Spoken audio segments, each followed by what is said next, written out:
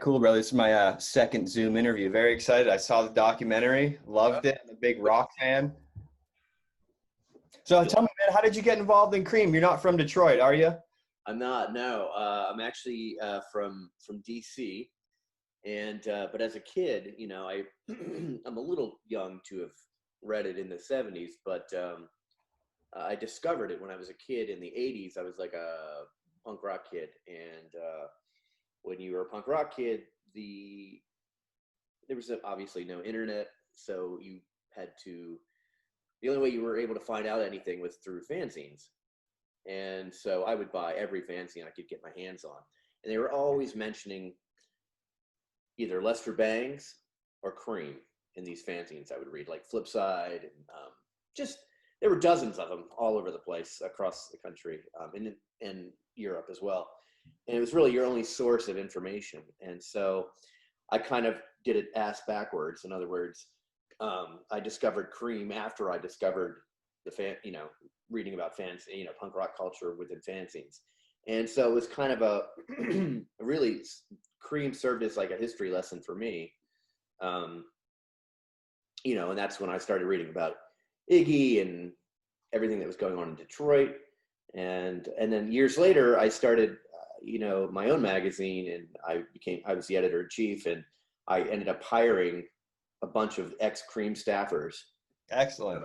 So it just kind of came full circle. And then after the magazine thing, after I stopped doing the magazine, I did that for almost 9 years.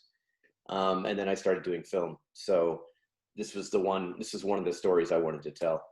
Nice, man. Yeah, I'm a former, straight edge hardcore kid, punk rocker. I love all that stuff. So it's like you go to a show, you buy the demo tape, you buy the record, you just read every single paper fanzine. That's the same. I think we had the same brain because one thing I always did, I'd buy a CD, I'd read the thank you notes, every single band. I'm like, I gotta look them up.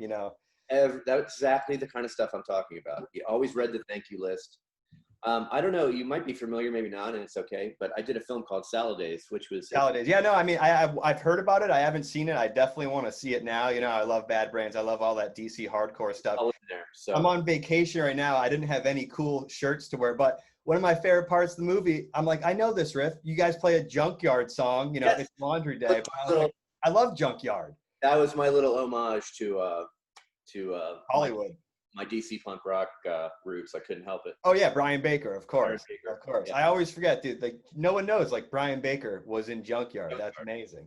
So that was my little shout out to Brian Baker. Nice. I threw on a Gorilla Biscuit shirt for this interview here. There you go. Okay. Dug it up. I'm shamelessly advertising my own film, but you got to. I mean, it's good to know that even though I'm not sure if the magazine is still existing in like a print form, which I don't think it is, but it's definitely. The brand is on point right now. You guys are just, you're even making masks. So it's good to see at least it's out there. Yeah. The magazine hasn't been in existence in terms of, print for, oh God. Since what, 89? Well, then it came back. It changed hands a couple times. It's a little murky. I don't really know all the details, but when I came to JJ Kramer, who's the son of the late publisher, I said, look, I just want to focus on really the heyday of Cream, meaning from its inception to like early 80s. That was that arc that I wanted to really, because after that it became, as you saw in the film, it really became something. A little diluted, yeah. Yeah, a little different. And not to say that, it just wasn't really something that I was all that interested in telling. And I really wanted to focus on the heyday. So that's. Can you imagine if Lester Bangs was around in the late 80s writing about these glam bands? Like, I don't even know if Motley Crue would have survived. He would have tore him a new one. I don't think they would have. I think he would have had a field day, that's for sure. I mean, He hated Kiss. So you can imagine what he'd say about Motley Crue. Yeah, I mean, Lester seemed like a cool guy. It's like he hated it's like bands, like they respected him, but also like, even if he liked you, he would kind of give you a bad review just to take you off that pedestal. That's what I really loved about Cream in general, was that they were really about knocking rock stars just down a few pegs, making them honest and giving them a little humility. I think for a lot of these bands, because I think at that point there really wasn't anyone else doing that, and so you had a lot of magazines either fawning over them or, and I think it came from a good place. I still maintain that it wasn't necessarily them just wanting to be bratty, although I know that was a part of the equation.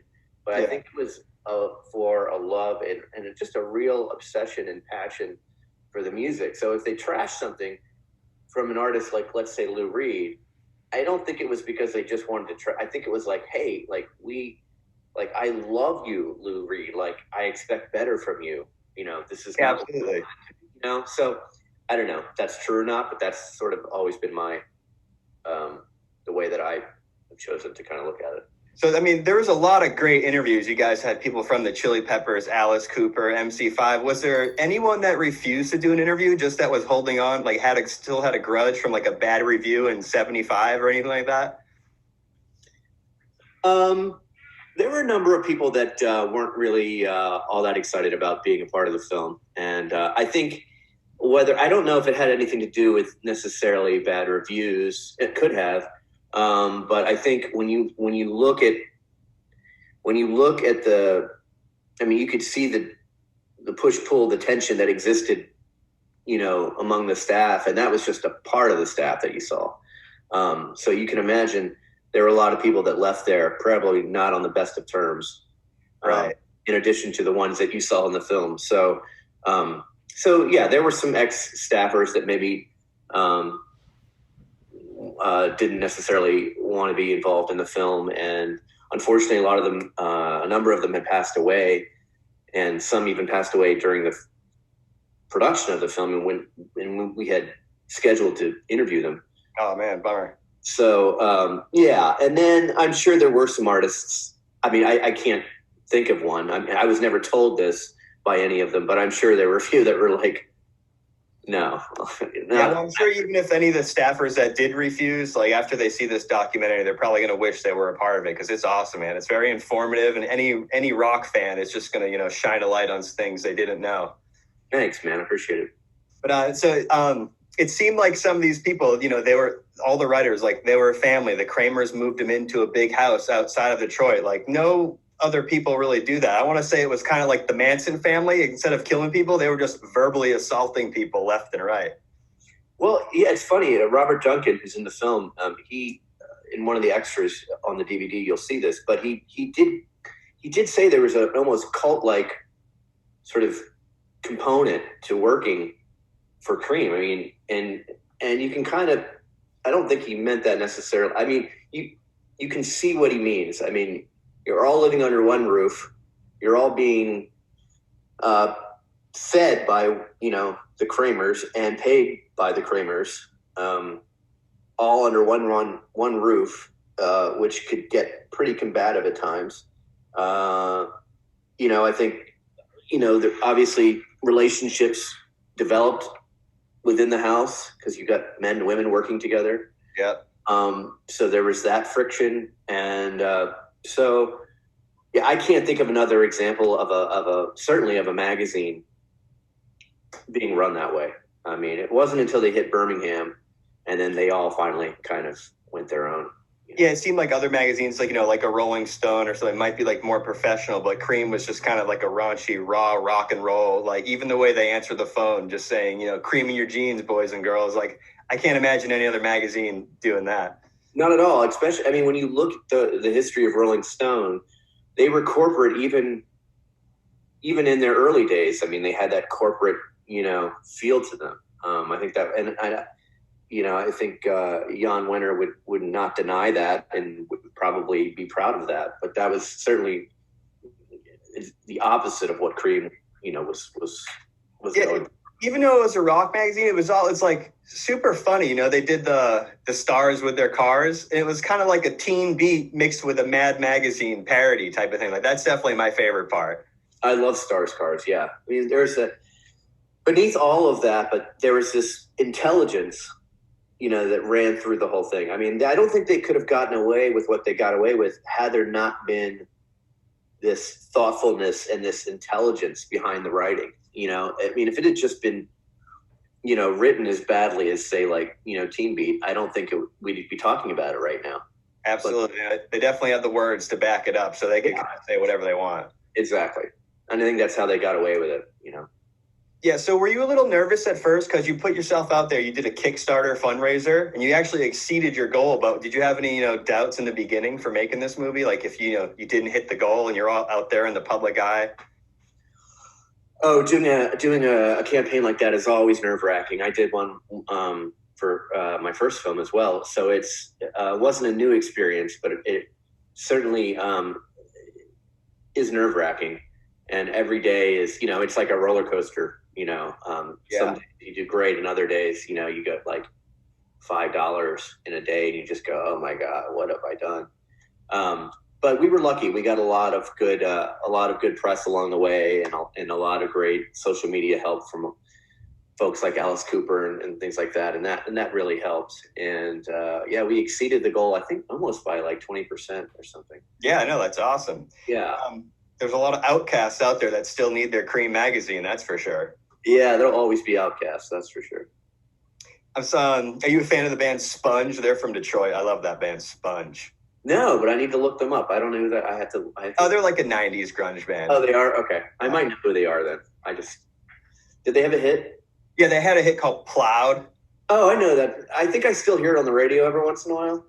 Yeah. Oh, are you still living in DC? I'm outside of DC. I'm like in Annapolis. Okay. Yeah. I live in LA, but I'm in Cape Cod right now until this coronavirus thing blows over. I don't blame you. Yeah. I actually booked the Whiskey A Go Go, so I book a lot of these bands you're talking about. Nice. So it's definitely a cool gig. I get to book all my favorite bands, and bands I haven't heard of, I get to reach out to and hit up. So that's great. How's the whiskey doing? Is it going to be all right? Yeah, I think it'll be all right. We're closed for now, but so isn't everyone. Right. Do you have any advice out there for aspiring documentary filmmakers?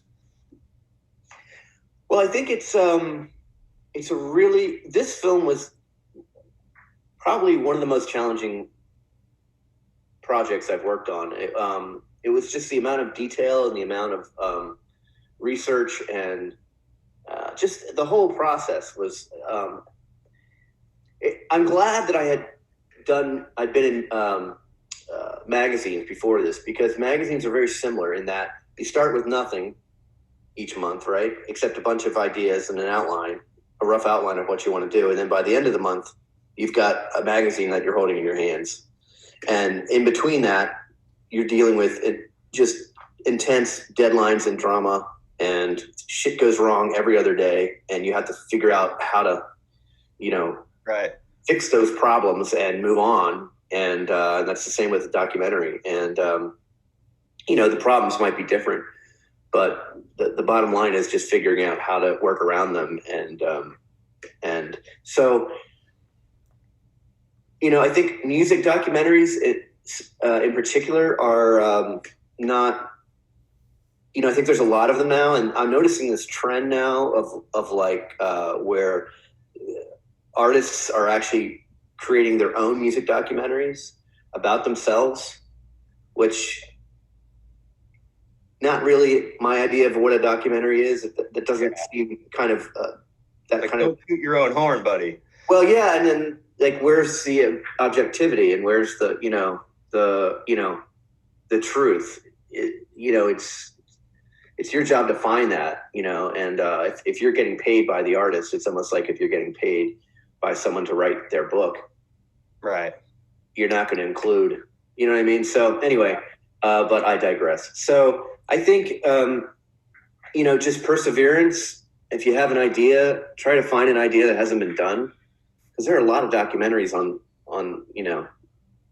the same subject. And I guess if you're going to do that, just find a way to do it differently. Yeah, the movie really had a nice flow. Is there certain questions you went in there asking every artist that you interviewed? Pretty much, yeah. Everyone there are some people that you ask general questions of, because there's general things that you need to address in the film. And then, obviously different people have different, what do I say? How am I trying to say this? each person you interview serves a purpose. So going in what that part of the story that you're going to tell is and how they fit into it. And so you can ask some general questions and then you go more specific, knowing that you're going to need them to address this particular part of the story. If that makes any sense. Yeah, excellent. So when can people see this documentary? When's it coming out? Is it going to be going into theaters at all with everything going on? Yeah, so it's coming out August 7th. So it's coming out, what is that? A month? No, it's like not even a month from now, I guess. So almost a month from now. August 7th. Apparently there is going to be a theatrical aspect to the film. I'm a little fuzzy on the details right now, and I can certainly get those to you. And then it'll hit a DVD and TVOD, I believe by the end of the month. But again, I can get you all those dates if you need them. Yeah, definitely send them over. But dude, I had a great time talking. I love the documentary. I think this documentary is, it features rock stars, and just like the magazine, I hope it inspires rock stars too. So thank you so much, man. Thank you. I appreciate your time, man. I'll keep in touch. All right. Take care. Yeah.